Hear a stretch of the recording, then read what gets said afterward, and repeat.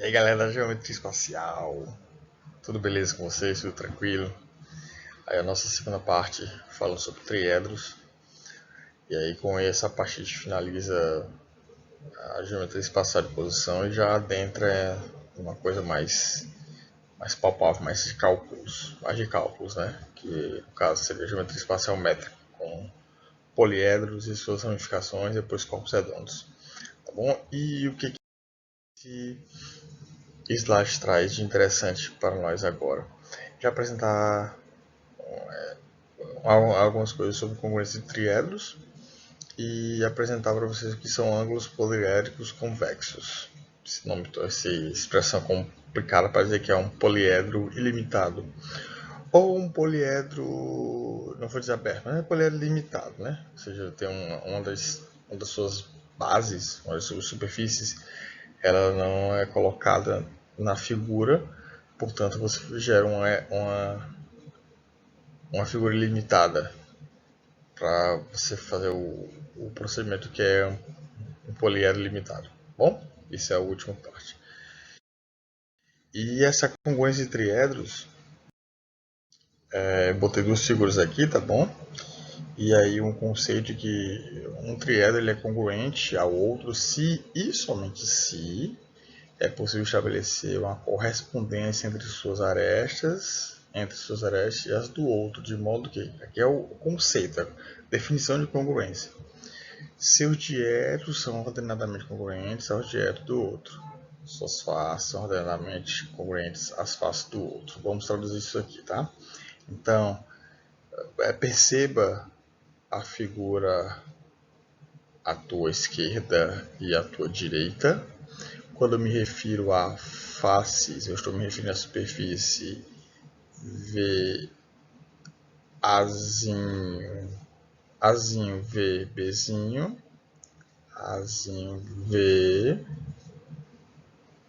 Azinho linha V, Bzinho linha. Essas são as duas faces. E quando você fala em diedro, é o ângulo formado por duas faces. Que aí seria essa face com a outra V, Bzinho V, Czinho, e do outro lado B', V, C'. Então as duas faces, aqui está marcada, eu acabei de falar, nos dois casos, formam um diedro, e aí você tem que ter uma congruência entre as faces e os diedros. Bem, todo triedro, desculpa, ele possui três faces ou três ângulos das faces. Ele vai possuir também três diedros. Então, para eu manter essa congruência, eu tenho que estabelecer uma congruência entre essas seis partes ordenadamente. Por exemplo, eu posso pegar a figura que está mais à esquerda e eu posso sobrepor na figura direita. Aí eu garanto a vocês que elas são congruentes. Nessa outra figura aqui ao lado, eu não posso sobrepor a de cima com a de baixo, porque aí você não vai ter uma congruência. Mas eu posso perceber que eu tenho aqui um vértice comum a eles.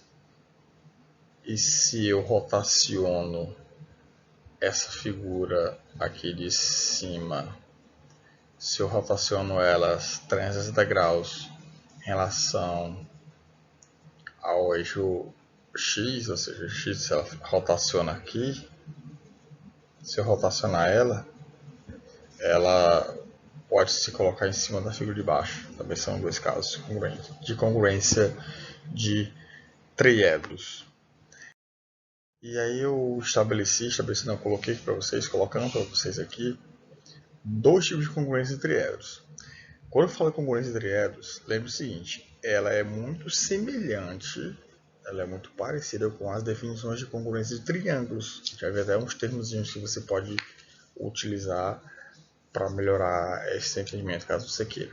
Então, no caso, como triedros são figuras espaciais, eu não vou ter só aquela congruência que a gente conhece no papel, entre dois triângulos, que bota uma sobre a outra, você só faz uma rotação da figura e consegue fazer também.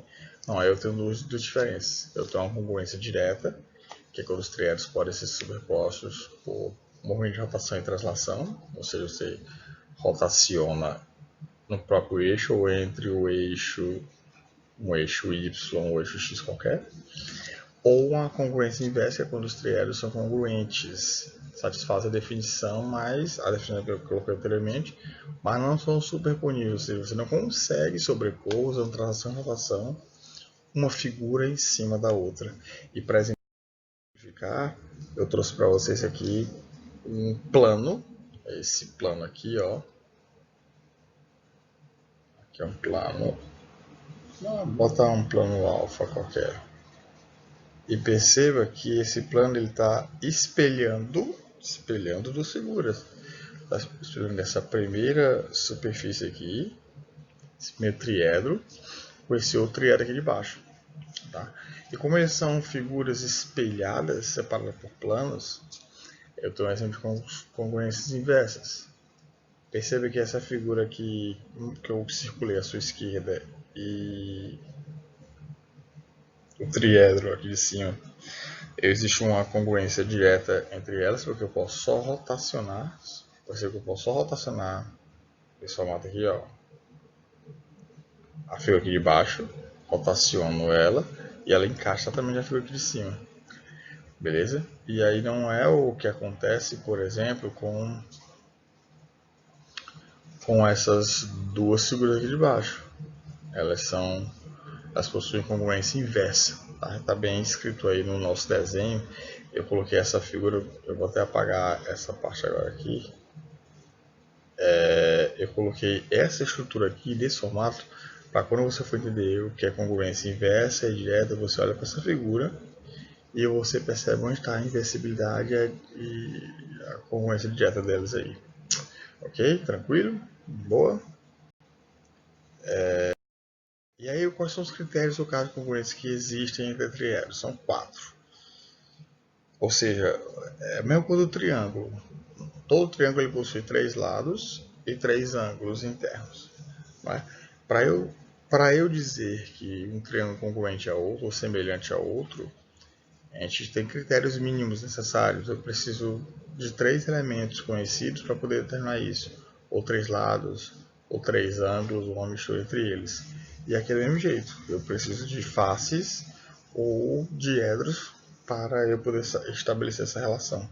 E o critério, esse FDF, quer dizer face, diedro, face. E aí está a anotação.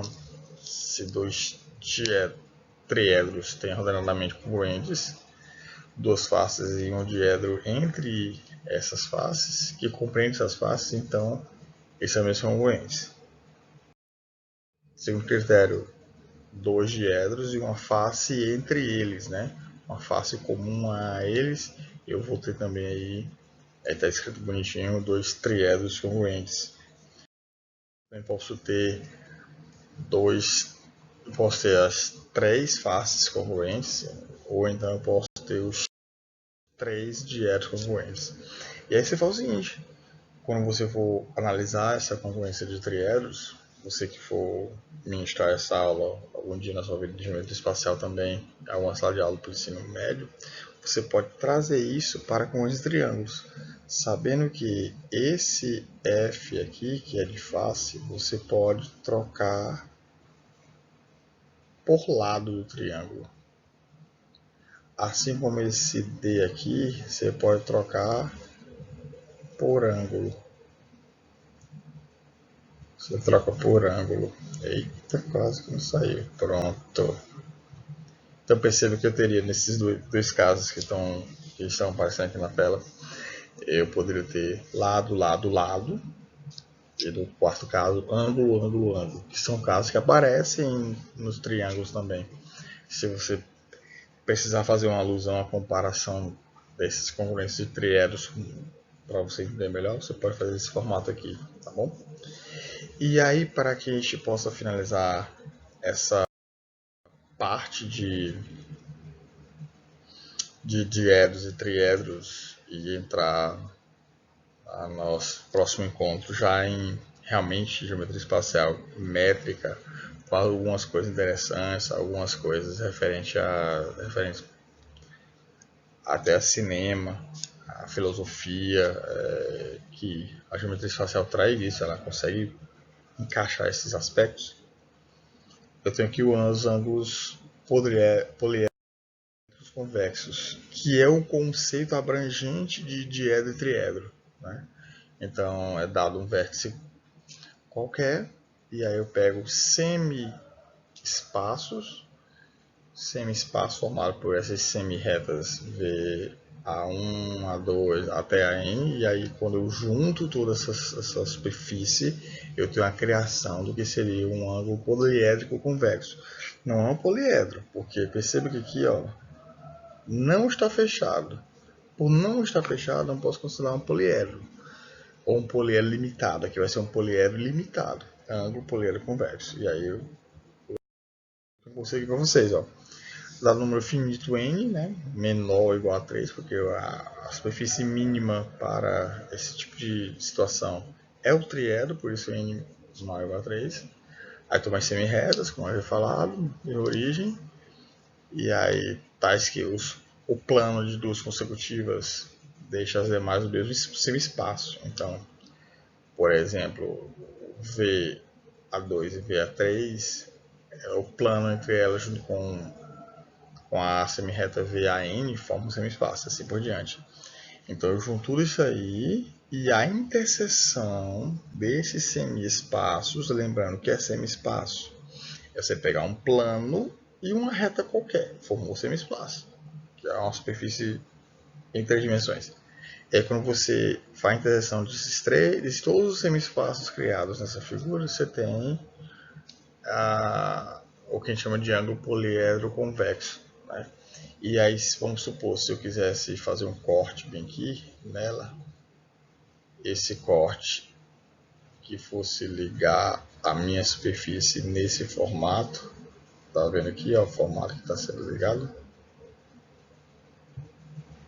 Esse corte aqui é a seção ou secção do meu ângulo poliedro convexo, que também é chamado de poliedro ilimitado. Quando você dá um limite aqui, vamos supor, se eu fizesse isso, ó, não está reto, mas vamos supor que estivesse. Se eu dou esse limite aqui, limito essa estrutura, essa figura espacial até essa parte, então eu tenho agora um exemplo de poliedro limitado, ou simplesmente poliedro. Beleza? Tranquilo? Tranquilo? Espero que vocês tenham entendido essa parte aqui. Vai ficar um exercício para vocês fixarem bem os cálculos que porventura aparecem aqui, algumas demonstrações. Sucesso! E espero que vocês possam ter se divertido nessa aula, tá bom? Está chegando perto da nossa aula ao vivo, no Meet. Então até lá, um grande beijo, sucesso, beijo do gordo, de bom. E a gente se encontra. Fiquem bem, fiquem em casa. Até mais. Tchau.